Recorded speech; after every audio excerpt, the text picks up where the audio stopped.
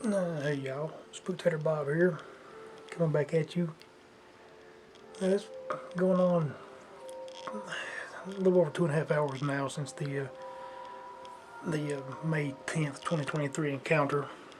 It's getting near 4 a.m. now of the same date.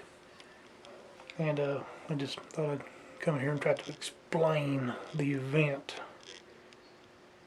that I probably wasn't explaining very well while I was filming because I was trying to think and I was trying to see if I can capture something, trying to understand what was going on. I was just so preoccupied. It's hard for me to walk and chew gum at the same time, so to speak. And so I thought I'd take this moment here and try to explain things a little better. Um, the story, if you're watching my channel, the story actually backs up before Christmas. So we have security cameras surrounding our house, just keeping an eye on things a little bit.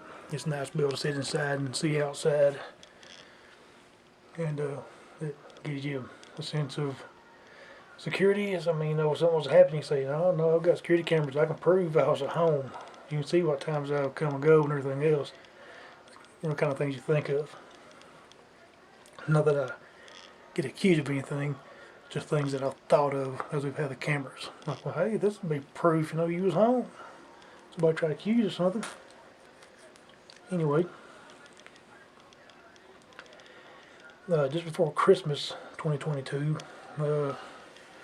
something failed inside the system, so I shut our security cameras down for a short time on, I think it was Christmas Day, and I had the video up on my channel with that. And the snow was cold snow. There was a large paw print right outside my front door. Now, through all these years, I rarely see coyotes visually, and definitely never see them on the cameras. I rarely see deer on the camera unless it's dusk and the cameras pick them up in the field across the road. They rarely come through the yard. Very rarely. Now in the back, yeah, they come out and back a little bit, and I see them more, but not out front. So when the cameras go down, which I've been hearing about cryptids, by the way, that they know when those cameras and watching, and when they're off, they'll let you know in their own way. Now those are theories, ideas, claims that people pass around. And what I'm getting at here is because of all this time not seeing coyotes, all of a sudden a very, very large paw print appears in the snow when the cameras are down. I talk to people and he's like, yeah, that's not a coyote, that's a dog man. He's letting you know they're watching you. And they knew the camera was down. They give you a little sign. Some say it might be a warning. Anyway, that happened. Security cameras back up.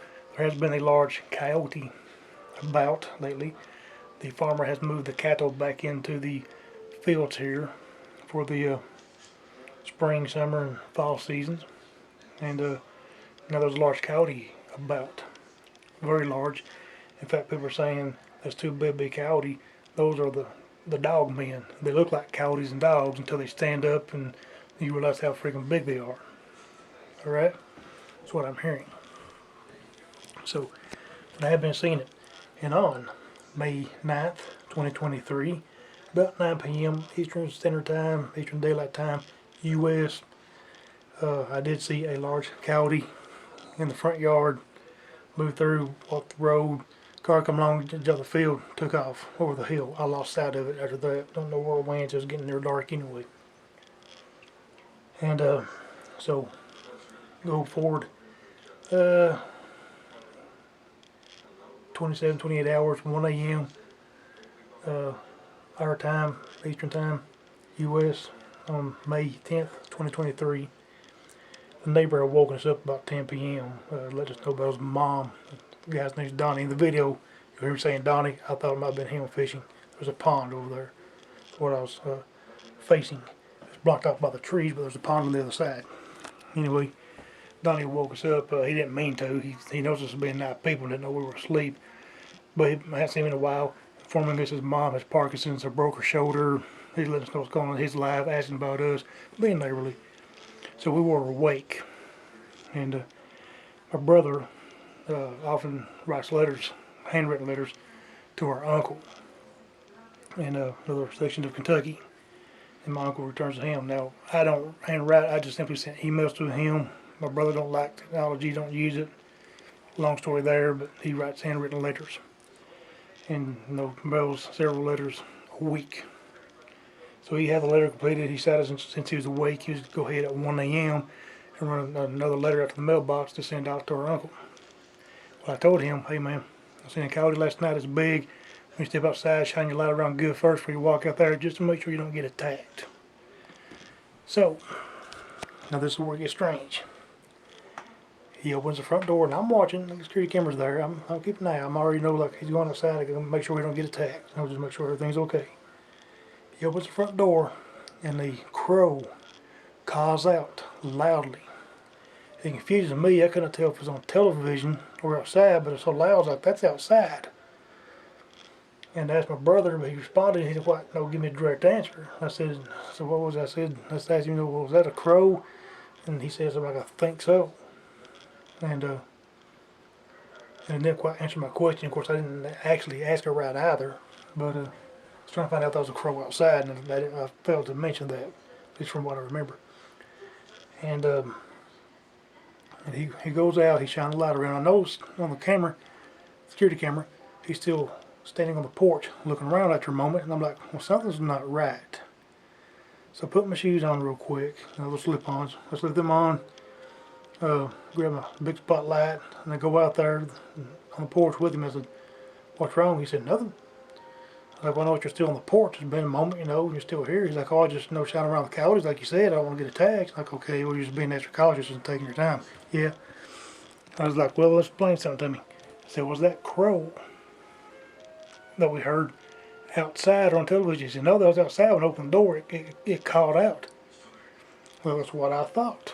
And that's weird. I've been outside many, many times at night. Never hear a crow calling. That's very unusual in itself. And that's when he told me, he said, "If you'll listen, you'll hear something is whistling." And I was quiet for a moment, and I heard it too. I realized it was a local night bird. Everything I told you, well, that's not a whistle, that's a bird calling. It sounds like a whistle, but it's kind of like a chirp or something. It's just their sound. But I was noticing that there was birds calling out everywhere, and dogs barking. So something had birds, the wildlife, and local, pets and everything, stir it up. Maybe it's a coyote in the area, bobcat maybe, something like that. I don't know. But something had them going. And it's unusual to hear that much bird activity. A lot of them weren't night birds or day birds. To hear that much bird activity in the night, something ain't right. And the crow definitely is not right. Crows have a lot of symbolic meaning and all throughout folklore anyway. Some good, some bad. It's the things that make you think. Now, it is often said that cryptids, particularly Bigfoot and some mentions of a dogman / werewolf, will mimic other animals, particularly birds and everything, to communicate at night. And so, going on that, it could be we weren't hearing birds, but we're hearing cryptids communicate with each other. When my brother said to go outside, he interrupted them with whatever they were doing. They were around the house. In theory, I cannot tell you I know that, but that is a theory. Maybe there was an interruption, and that crow calling out was a warning call for them to hide, watch, be alert. No humans have come out. Stop what you're doing, seek shelter, or hide. No, don't let them see you. Whatever. So my brother takes the mailbox, comes back in. I decided to grab my gear, my camera, go outside and film and capture some of the aftermath. You hear some of the sounds on there for sure. And at some point there, I come back around to my house, looking at the little artificial pond in the yard, trying to see if I can spot another frog, maybe a snake lurking about or something. At some point, on my right shoulder, my peripheral vision, my right eye, I see something like a silhouette, and I look around, and something didn't look right there. It looked like a tree, but it didn't. It's like, almost like a tree was there and silhouetted. And that's when I slipped up and kind of said a bad word there. My apologies for that, by the way. I'm trying to break the old habits. I just got lost and an old habit come back up. I reacted without thinking. Caught it when I watched the video back. Went to the porch, went back over there and shined around. Unfortunately, the lights don't go that far. I could see out there much better than the camera's picking up, even with that powerful light on. My eyes were seeing stuff that the camera doesn't see. My apologies, I can't control the technology and make cameras see better. Evidently, nobody can. Or else we'd have better stuff, right? And I just finally, like, something's not right. I heard a splash. I don't know if that picked up on the camera or not. I didn't hear it. Right now I don't have headphones. Maybe headphones users maybe hear the pond splash. I even hollered out because Donnie said he might want to fish, and I said, Donnie, are you there, or something along those lines. Never got a response. And if Donnie had been over there, he simply would have responded, but he did not. So nobody was there. Or if somebody was there, they're not supposed to be there, weren't going to let me know they were there. Maybe. But something didn't look right. And I finally said, no, nah, I'm going in. Something's not right. It's time to get inside just to be safe, or safer anyway. And that's all I can think of right now. There's my story. I wanted to update you all on the Spooktator Bob and Brother May 10th, 2023 incident, encounter, experience, whatever word you want to call it. I hope I explain it better and you'll have a better understanding of what had happened. And unfortunately, I wasn't expecting anything. My camera was not rolling. I hardly ever roll the camera anyway, as you all know. And so we did not capture the crow. I'm sad about that. I wish I had a prediction and just happened to turn my camera on or something so that could have been captured. But I had no idea that something was going to happen. And unfortunately, I can't prove that. I just hope y'all take me my word that that's the reason I went outside. Otherwise, I'm sleepy. I'm trying to be asleep. But that was going on. Never woke us up. I was kind of awake anyway, and I was wearing down. I got something to munch on and a little bit of something to drink. And that happened, and now I'm awake again. I'm getting sleepy again now. But after that one, I wanted to explain to y'all in the video, try to update and try to give you a better explanation because I failed to do it in the first one.